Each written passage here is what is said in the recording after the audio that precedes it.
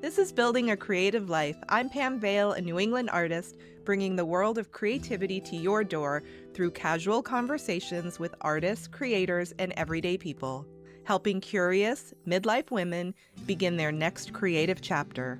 I'm glad you're here. Let's get started. What do you do when the traditional path no longer feels like your own? Today I'm talking with Georgie St. Clair, a pen and ink artist, creative mentor, and all-around inspiration, about her journey from burnout to building a creative life that actually feels good. Georgie opens up about the guilt of leaving her job and feeling amazing after, how she's built a daily creative practice through her creative snacks, and why giving yourself permission to start, even in the smallest way, is where the magic really happens. We also talk about motherhood, boundaries, journaling, and the pressure to show up on social media authentically. This is such a rich, real, and relatable conversation. And be sure to stick around until the end. I'll be sharing a few thoughts on how what Georgie shared can help you take your next step creatively, even if you're starting from scratch. Welcome, Georgie. Thank you. Thanks for having me. I'm excited that you're here. I know that you are in the UK. You are in Brighton? Brighton, yeah, on the south coast, near the sea. Yeah, you know what's funny is that actually almost 2 years ago, my husband and I were right in your area. We stayed at Amberley Castle, which lovely.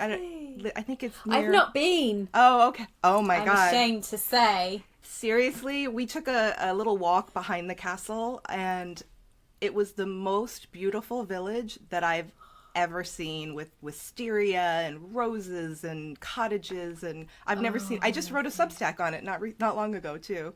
Oh, lovely. Quintessential England. Absolutely. You can't beat it. It's beautiful. Yeah. Are you from that area originally? I'm originally from London. Oh, okay. A very long time ago. It's a very long time since I've lived there, but yeah, originally from London, but lived all over the UK, and here I am now in Brighton, sunny Brighton. Yeah, I see. Nice. Is that common or no? No, it doesn't feel like it recently. Yeah. So if you could, I know I have some things that I want to talk to you about, but if you could share with the audience a little bit about you and what you do, and talk a little bit about yourself. So I describe myself as a pen and ink artist, but I recently wrote about this sort of issue of labels on Substack, and I find it quite hard when people ask me that question, what is it you do? Because I do a lot of things. Mainly I am now owning the title artist, and my practice involves drawing with pen, and I've actually got back into paper cutting as well recently. So that's sort of the umbrella of what I'm doing, but as we've already talked about Substack, I'm writing on there, and I do something called Creative Snacks, which sort of draws on my experience as a facilitator and an educator. So I'm sort of encouraging people to be more creative themselves. That's kind of where I'm coming from. Everything is I want to inspire people to be more creative. So I know that you had kind of a big life change not long ago, and I would love to know something that I am very passionate about is people finding creative outlets throughout their life, whether it's their career or something on the side that's parallel to a more traditional career. So your life before this change that we'll talk about, was that more of a traditional career? Was it a creative career also?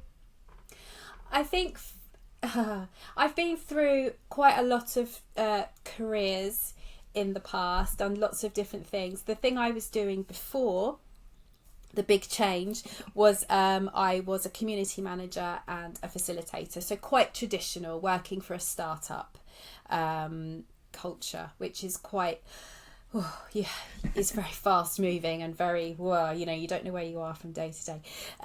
So it's quite a corporate environment in many ways, I suppose, and a little bit more traditional. And then I was made redundant just before Christmas 2024. Oh wow, that's really soon. I didn't realize it was that soon. Yes, Yes, it has been quite a strange time the last couple of months. And I have been in the creative space before. Before I was a facilitator and a community manager, I was doing stop motion animation. So I used to do quite a lot of Instagram content. I suppose, for want of a better word, I was an influencer on Instagram back in the day. It's changed a lot. So I was doing that, and I was doing lots of social media content, working a lot on computers, this kind of thing. And yeah, so I've been all over the show, and I've retrained. I've done so many different things. I could waffle on for ages about it. But essentially the big change was being made redundant, and then making this decision not to go back into traditional employment, but to follow this passion I have for sharing creativity with everybody. So were you, when that happened, when that very, very recent change happened, were you surprised? Was it something you knew was going to happen? Were you hoping for it? I think naively I thought I was safe from redundancy. I knew that there was potentially redundancy on the horizon, and obviously a startup environment, this is quite normal for these sorts of things to happen and restructuring to happen. I think because of the role that I was doing, I was very much involved with the community. I thought, well, at least my role is fairly safe. But I understand changes need to be made. And I'd played with the idea of leaving at some point to pursue my creative career, for want of a better word. But it was like all the signs were there, and it was like, Georgie, no, you're going to lose your job, and now you've got no choice. You've got to stop talking and start doing. So I kind of see it as a bit of a gift. Yeah, really. So I know that creativity and well-being is important to you, and I would love for you to talk a little bit about maybe some of the, I know you said this is a gift, so maybe some of the benefits. I mean, it's only been a couple months, but yes, some of the benefits, and then also maybe some of the drawbacks of what the beginning of this year has looked like for you creatively. Yeah. I think the benefits, well, they far outweigh the negative side. I'm still waking up at 3:00 in the morning having a slight panic about what I'm doing and what the future holds. I've given myself 6 months to work this out. I have a vague idea of where I want to go. So I've given myself that 6 months. It has been amazing to have that time to be in my studio and to experiment and play and write. And I've got back into doing videos, and I love doing my creative snacks where I do little tutorials. I love it so much, and I love how I've been able to connect with you, with people on Substack, with people on Instagram. Again, like, I can't express the joy that has given me in only a couple of months. So that's definitely been the plus. On the other side, as I said, I'm still waking up at 3:00 in the morning. Slightly worrying, but do you know what, Pam? Actually, it's a funny one. I feel guilty for feeling happy, and that sounds really strange. But I've 3.5 years in my job. I was very stressed out, very busy. It was like, well, I'm getting an income. This is life in a startup. And it was sort of, my health wasn't great, aches and pains, not sleeping properly. And all of that, literally, in the first month, once I'd actually left the role, it's gone. The backache, I was getting eczema on my elbow, it's gone. That's amazing.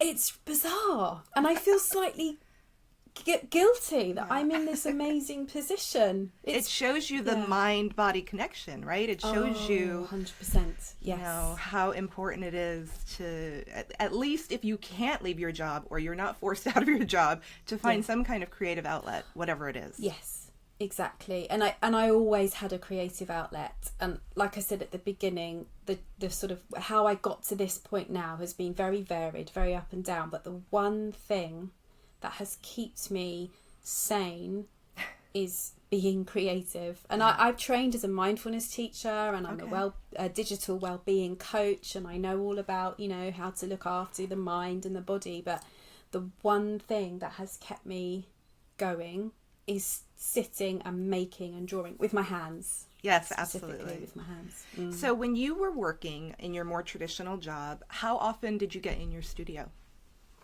I've always sat in the evenings and drawn. That was sort of so I have a very comfy sofa, and we have the TV on sometimes, and I will always draw every evening with the TV on, without it on, with a podcast, whatever, but it's every single night, and I cannot go a night now without drawing. So that's always been part of my day. Okay. And now, time. what does your day look like now as a more full-time creator? Yeah.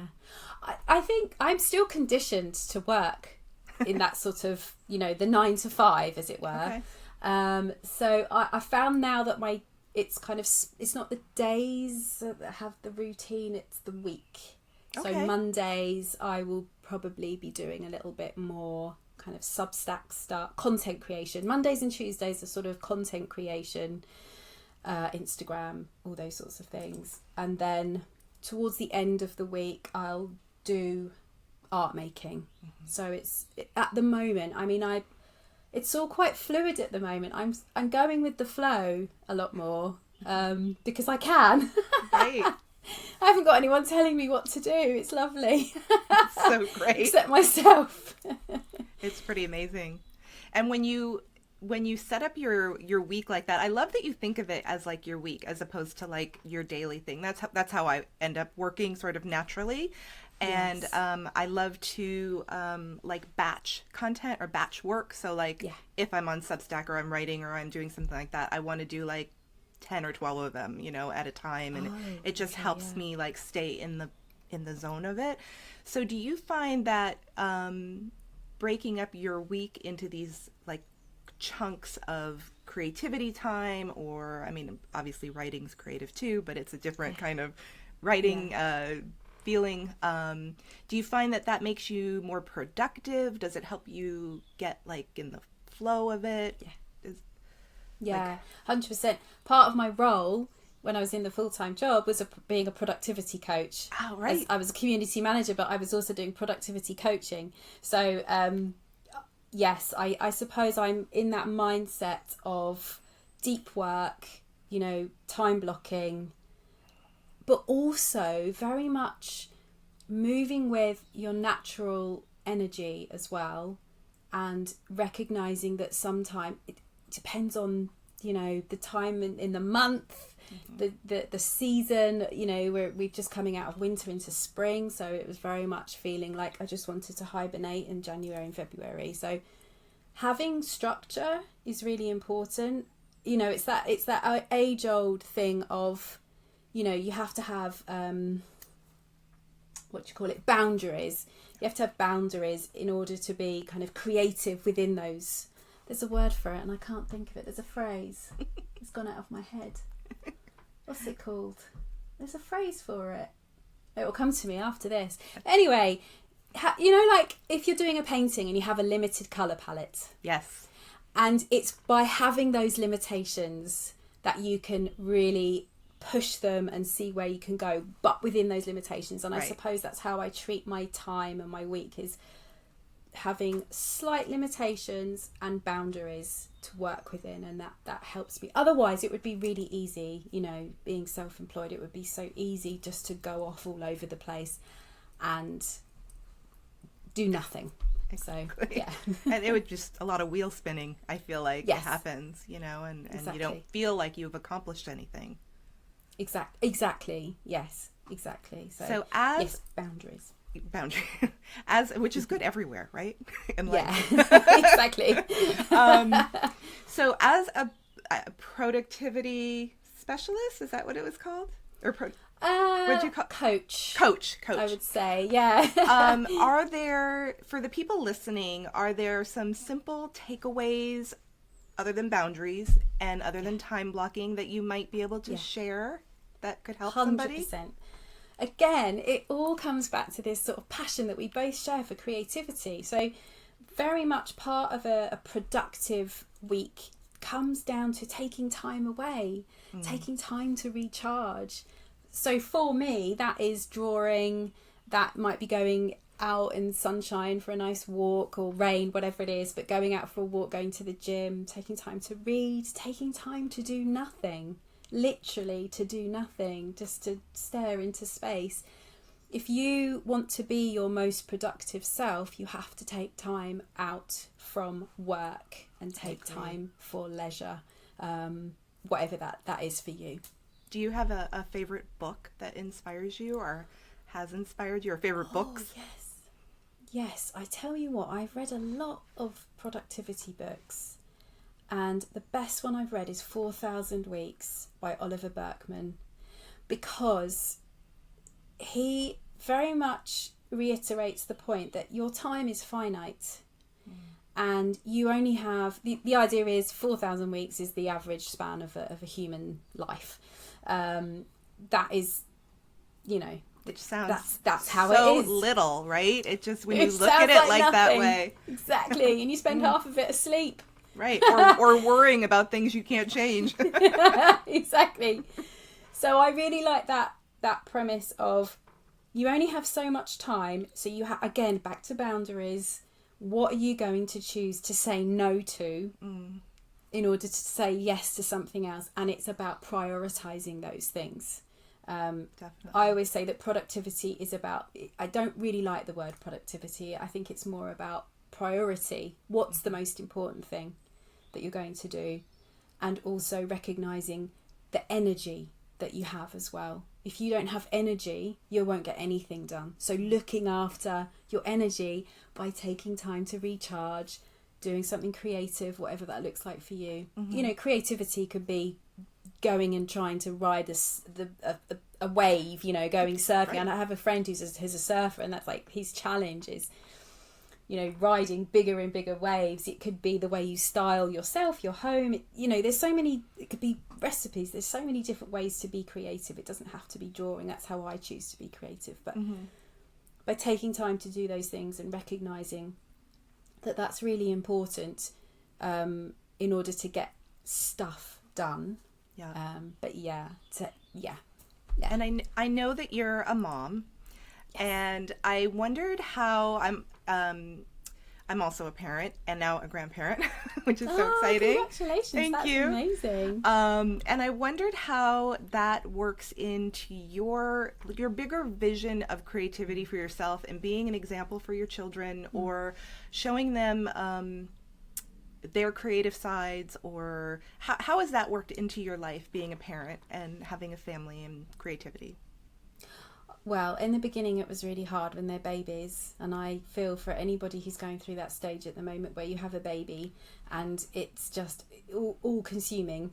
Then over the years, again, I suffered a lot with guilt and feeling bad about I needed to make art, I needed to be creative, and I found that quite difficult when when the kids were little. And so I brought that very much into how I am as a mum with them, and the activities that we do. And my children would laugh because they're all the thing that they always hear from me is, why don't you do something more creative? Go and do something. Oh, that's really good, you're drawing, that's really creative. And it was always like, as long as it's creative, mum's happy. And I think as a mum, it's really hard now as well, because there's mobile phones and there's so much distraction out there. I think you lead by example. The kids know that I have time in the studio now. Now I've got over that guilt of needing to be in the studio. They see me drawing every night. And so I lead by example, and then also letting them work out their own creativity, and it looks very different to mine. Like, my daughter's really into acting and singing and dancing and all this stuff. My sons are you know, they have their own things going on. One's quite sporty, and he's into mixology now. He's 20. One of them, he's just about to turn 21. He's into mixology, so like he cocktails. Loves playing. Yeah, cocktails. Oh, okay. So he loves playing with flavors, and you know, he's always smelling. Even when he was a little tiny baby, he was always smelling everything. So that's how he expresses his creativity.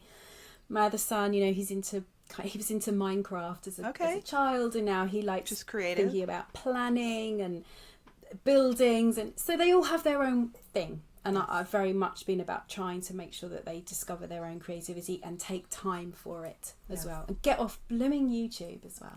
I know. Social media, it's like a blessing and a curse. Oh, exactly. Yeah. So it's interesting. So you brought up how you supported them as children, and did you feel like, even your son, I love that you saw little like seeds that were planted like as a child with smelling, or you know, or that type of thing that now translated into something he's creative and passionate about. So as a child, did you have, other than drawing, did you have things that now when you look back you see were like the beginnings of something that came to fruition later? And also, did you have support as a young person to pursue creative avenues? That's a really good question. It's so as a child I was really creative. Like, my pocket money didn't go on sweets. It would go to, when I used to go to this lovely craft store called Penny Royal when we lived in London, and it was like something from Harry Potter. And it was magic. For my eyes, it was magical. And I'd walk in, there was all these crafty things and bits and bobs. And it was just, it was lovely. So that's where I'd spend my pocket money. So I was always making, drawing. I taught myself calligraphy. I taught myself to knit. And I would always be carrying my little art bag with me. So it was always in me. And I think my parents thought it was very sweet. But it was always very much, I think, you know, of that age where, yes, creativity is lovely, but you have to go and get a proper job. And unfortunately, I've heard so many times that being an artist isn't a proper job. When are you going to get a proper job, people will say, or, oh, that's nice, that's a nice hobby, right? You know. And I wanted to go to art school, and I didn't, and I wish I had. And then later on I did go back and do an MA. But yeah, for me, being an artist wasn't really something I could do. And in hindsight, I wish I'd, you know, there's no point having a regret. But that's why I will always say to my kids, you know, you're passionate about it and it makes you happy, then you go for it. Did you have were there any creative role models, either somebody that you knew or maybe someone who was famous, that showed you that was a possibility, that creative avenues professionally were, other than your parents, if it wasn't part of your like immediate family or circle? Yeah. Is there any? It's funny, isn't it? So my mum's really into gardening, and I recognise now that was her expressing her creativity. And I used to watch her going around the garden, and she would just look and stare and do some watering, do some planting, and she spent a lot of time out there. So I recognise that was her creative outlet. And my dad, he's really into art and music, and he had a load of art books that I discovered on his shelves in his study. And I think that was the thing that first got me into art, by discovering those books. It wasn't something they're not artists, my mum and dad, but I recognise they're very creative. Again, they're from a generation where, right, wow, you know, you would never be an artist, you know, you have to go and really have to get a proper job, you know. They have that sense of duty. But there was art, there was creativity around. My mum's great with, you know, her clothes, and she's very stylish. So there was sort of, I didn't recognise it as a child, but looking back, I can see how they were very creative, and they are very creative. And then discovering those art books, which then led me on the sort of path of reading about artists, and especially female artists. People, especially artists who have managed to have careers and be parents. That's, you know, there's not enough. There doesn't seem to be enough when you look at art history. So I sort of found artistic influence from books and going to exhibitions and things like that, and just recognizing that creativity is part of your whole being. I totally get that. I feel like it's just everything. It's how I make my tea. It's, how I make my bed. It's literally every moment of every day. And I think that's one of the things that I felt from you looking at your Substack, and I will put all of your links in the show notes so people can find you. But it just feels like you live, like you live it. And I feel like so many people nowadays are looking for something to, I don't know, bring more like beauty into their life, or joy, be more present, and finding ways to do that. I know that you offer, I love your art snacks, and if you could talk a little bit about that, that would be great. I know you brought it up earlier, but I would love to share with the viewers or the listeners like what that is and how that's a resource for them. And then I would also love for you to talk about any other like resources that you have that would help support somebody who is maybe contemplating finding a hobby or maybe making a career shift. You do workshops too, or did you? It's something I plan to do. Okay. Yeah, definitely. So, I would love for you to talk about what you offer to help support people who might be curious. So the creative snacks are they were born again from my. It's hard to let go of a job. I'm realizing it the more I talk to you. I'm realizing how much has influenced. But one of the things I loved when I was in my job was I ran as a productivity coach and a facilitator. I ran. We used to call them creativity bursts, and they were a 20-minute live session. People would turn up on Zoom, and I would guide them through some kind of creative exercise. And I absolutely loved it. I loved doing it. I loved coming up with the ideas. And I especially loved just watching people come to the call quite, a bit uptight, and they just kind of relax into it. And then they would be writing or whatever it is the activity was. It's usually drawing with a mix of writing. And then at the end, I would invite people to share what they'd made. And it always blew me away what people could achieve in 20 minutes and how many people said, I don't know where this came from, but I really feel relaxed, or I'm really curious to know where this has come from. But it was great, and it was like that 20 minutes of, just seeing people come alive really through some really, really simple exercise. So the creative snacks are born from, they're recorded at the moment, but I would love to do some live. That's on the roadmap, as it were. So that's where they come from. And the main thing about the creative snacks is they're really simple and accessible. I can teach you to draw, but I'll teach you to draw in a way that feels natural to you, or just is a bit of fun, or we might look at a topic and play with that topic. It's meant to be fun. So it's not just for artists, it's for anybody. Yeah, it is. 100%. That was one thing that we used to always, I've always said is, art isn't for artists. It really isn't. Creative, we are all creative. Absolutely. To be human is to be creative.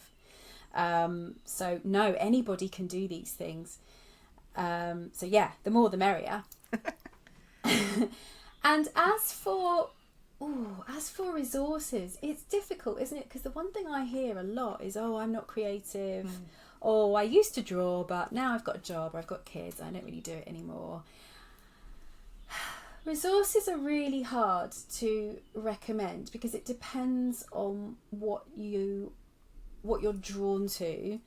It comes back to what I was saying earlier about taking time out to do nothing, to stare, to follow that little voice, that gut instinct that says, I'd really like to do some gardening today, or put up some plants, or, do some drawing, or play with some clay. And following those urges, I think the space, that's probably where a place that I would like to come in, is to give people that container to to have that time to sort of work out what it is they want to do.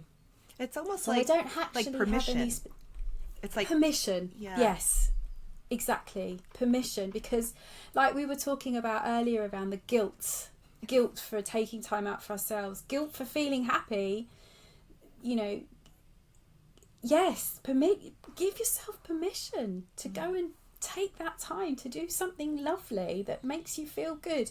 And then there's the whole well-being benefit of taking time out for creativity. Right. There is literally lots of research out there that it proves that it's good for you. Infuses every part of your life. It's yes, exactly. Right. Exactly. So, talking about well-being and self-care, I would love to know, like I've seen in your videos and on your Instagram, how you wear your gloves, and yes. If there's anything else that you do for like physical self-care as a creator, do you wear those for that, or is there for another reason? Like, oh no, I tell you what, I have got a brace, because I've spent so much time drawing that I've actually got a little bit of RSI, so I have to be really careful about how I keep my wrists and stuff. So I do that, and I'm making sure that I look after that as well. Self-care as an artist, I tell you what I always have on the go is, so I'm making art at the moment with some kind of idea that I will be putting it in my shop and selling prints and those sorts of things in the future. But I always have a project on the go that is purely for my eyes only. There's no expectation from it. It's just, it's just a doodle exercise. It's not for anyone else. And then it's the usual, eat well, sleep well, exercise. Hydrate. Yeah, exactly. The usual kind of common sense things to do.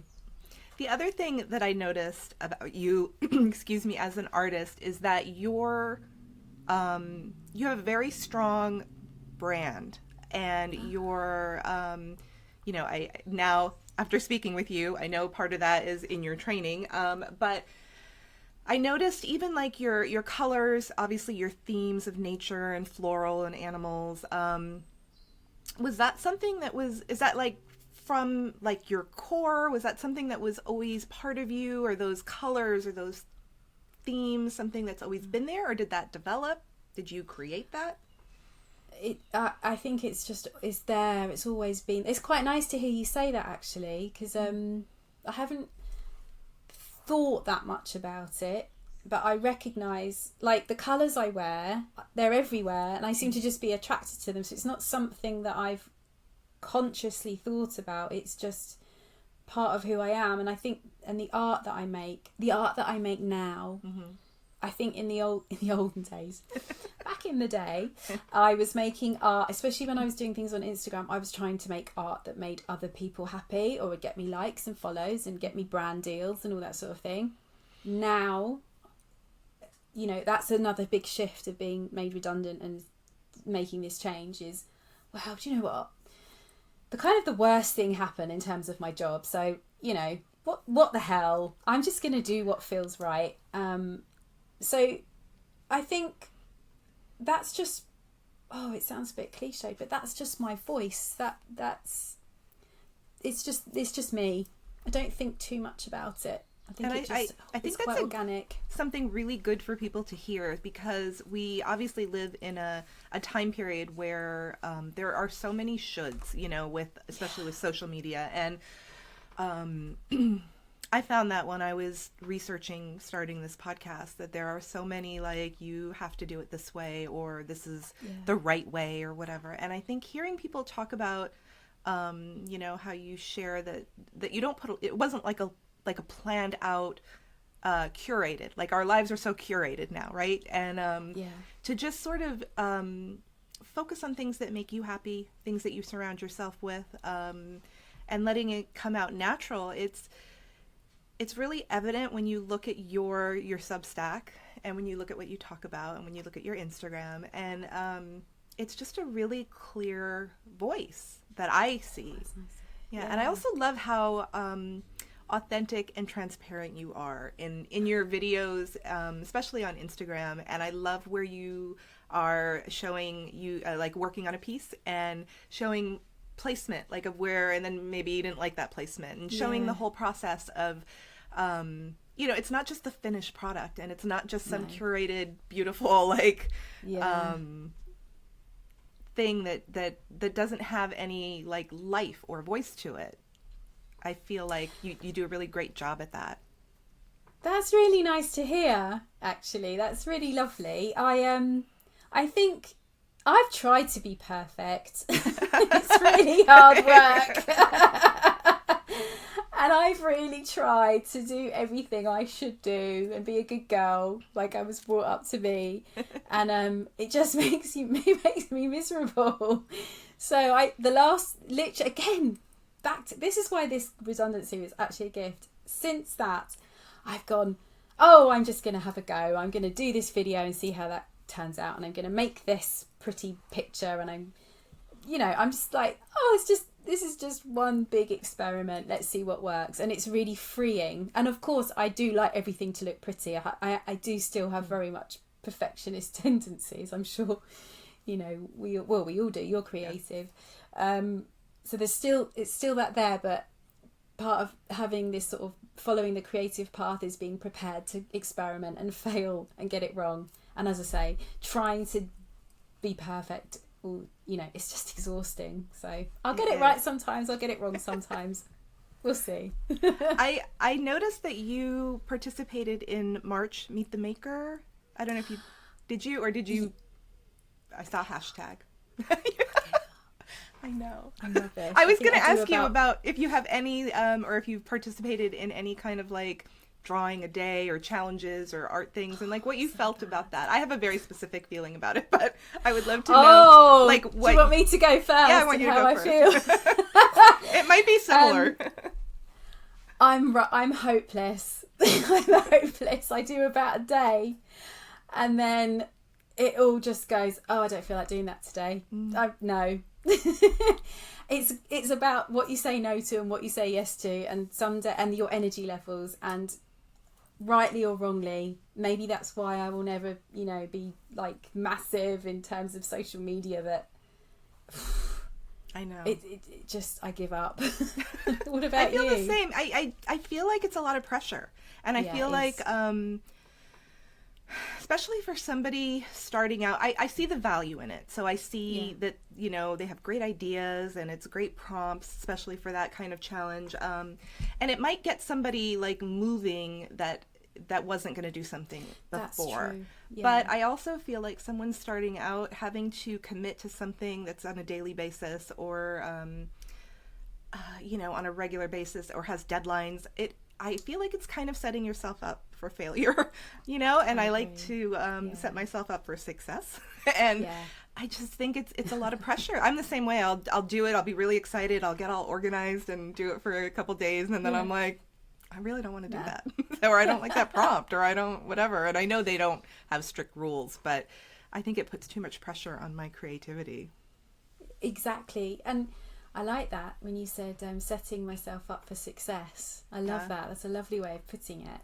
I think, and also, what is that success? Is that success for you on social media, or is that success for you and your creativity? Because sometimes often they won't marry. Absolutely. And in the beginning, when I was first on Instagram a long time ago, and it was lovely, a bit like Substack is now, actually, everyone was all lovely and sharing and collaborative.